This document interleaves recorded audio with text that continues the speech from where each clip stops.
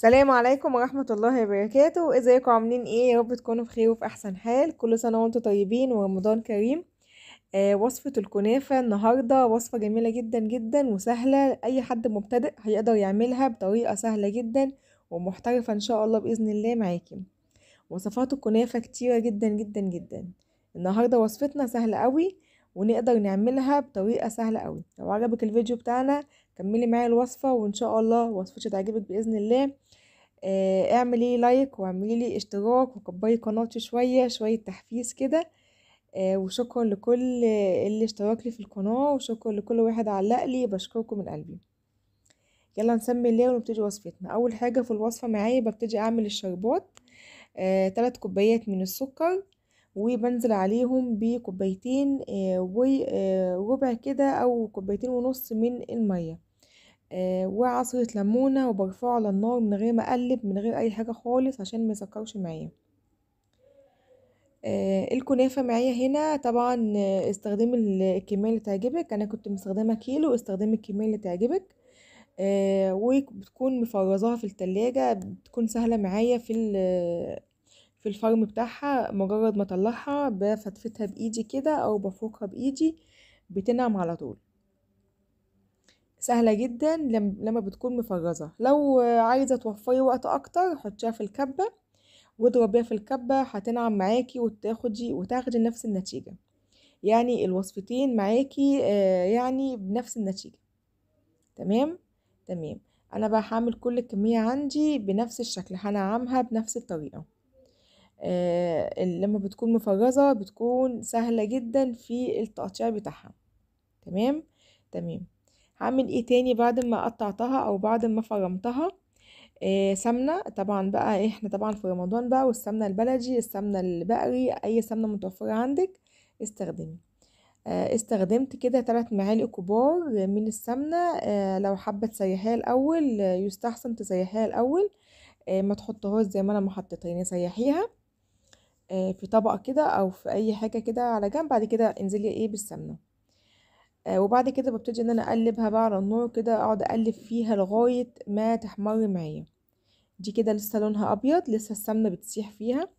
مجرد ما السمنة مع تسيح هتاخد معاكي اللون الذهبي الحلو دوت. الكاميرا ظالمة لونها، هي لونها ذهبي، بس مش عارفة ليه لونها طالع مبيض شوية. المهم بحاول اقرب لكم الكاميرا عشان اوريلكم لونها بالظبط. ده اللون اللي انا وصلت له في الاخر. ما تحمرش اكتر من كده عشان ما تبقاش لونها او طعمها يكون طعمه كده ايه ملدوع شوية. خليها لونها ذهبي. اول ما تطلع على طول ببتدي ان انا انزل بالشربات. الشربات طبعا بيكون برد معايا. وببتدي ان انا اقلب كده لغايه ما اوصل للتسكيره اللي انا حباها مسكره قوي قوي. زودي حباها يعني نص نص برضو بايدك الشربات. هركنها على جنب وهبتدي ان انا اعمل الكريم الجانتيه. كوبايه لبن متلجه، وهنزل عليها بكريم جانتيه جايباه جاهز دريم بطعم الفراوله. متوفر في كل المحلات، في كل السوبر ماركت متوفر وهتلاقيه. بيدي طعم حلو وبيدي شكل حلو جدا جدا. بما ان احنا النهارده عاملينه بالفراوله. لو حابه كريم جانتيه ابيض مفيش مشكله خالص.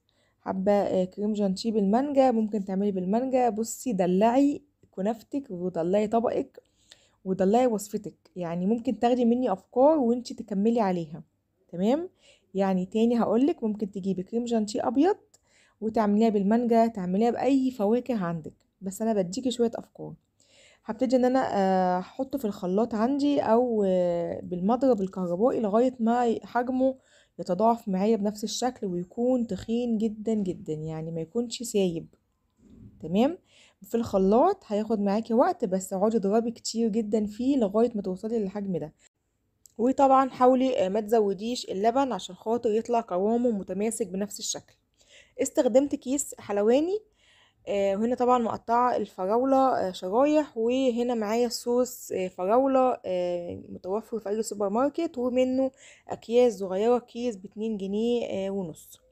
وطبعا الكنافة عندي جاهزة بالسيرم بتاعها او بالشربات بتاعها.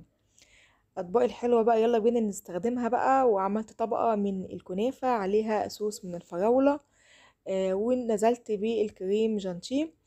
ممكن تعملي طبقه كامله او ممكن تعملي بنفس الشكل اللي يعجبك اعمليه. تمام تمام. زينت بقى ايه الفراولة كده، عملت شكل حلو كده طبقات، ونزلت بالطبقة الأخيرة من الكنافة بنفس الشكل. الطبق ده طعمه جميل جدا جدا جدا، جربوه. وصوص الفراولة دوروا عليه كده وهتلاقوه. زي ما اتفقنا لو غالي هاتي منه كيس.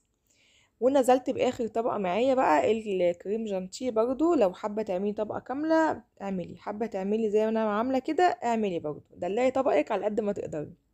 وطبعا الفراولة بتاعتنا زيناها بنفس الشكل. واخر طبقة معايا الصوص الفراولة. طبق جميل جدا جدا جدا، في منتهى الجمال. يلا نعمل طبق متدلع بقى حلو كده بنفس الشكل. هنعمل صوص فراولة في الطبق كده من بره، عشان يبقى الشكل الخارجي من بره باين الصوص ايه، باين فيه كده صوص الفراولة.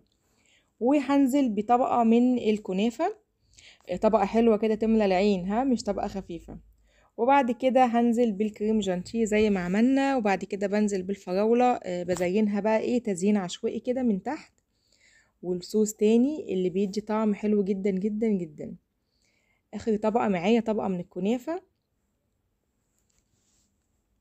وبعد كده بنزل بالكريم جانتيه. طبعا لو حابة تعملي طبقة كاملة فوق الكنافة مفيش مشكلة، حابة تعملي زي ما انا عاملة كده مفيش مشكلة خالص. العبي في طبقك براحتك، زيني طبقك براحتك.